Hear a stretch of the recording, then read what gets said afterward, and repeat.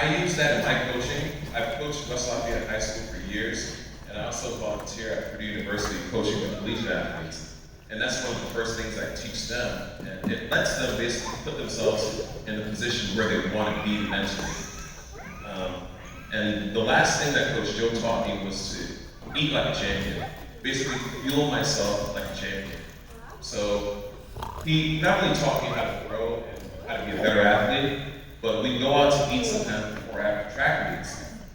And Coach Joe would watch my choices and he'd give me some advice on what to eat to make sure that I perform better and just feel better.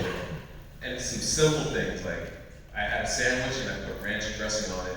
He'd advise oil and vinegar instead. It's less calories, it makes me feel a little bit fresher for the next training session, for the next competition. So things like that, you're still enjoying food, but you can have food that's going to fuel your body even more. And that led me, I'm pretty sure, to some of my successes in high school.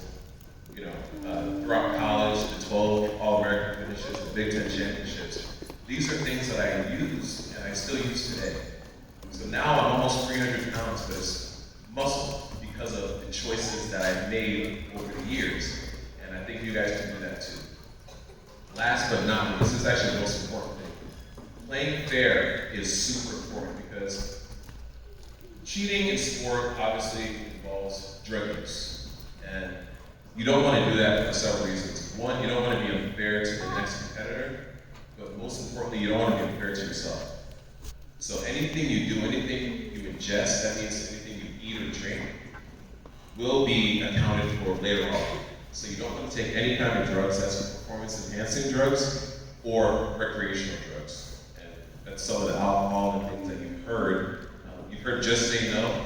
That's something I live by. I'm lifelong drug and alcohol free.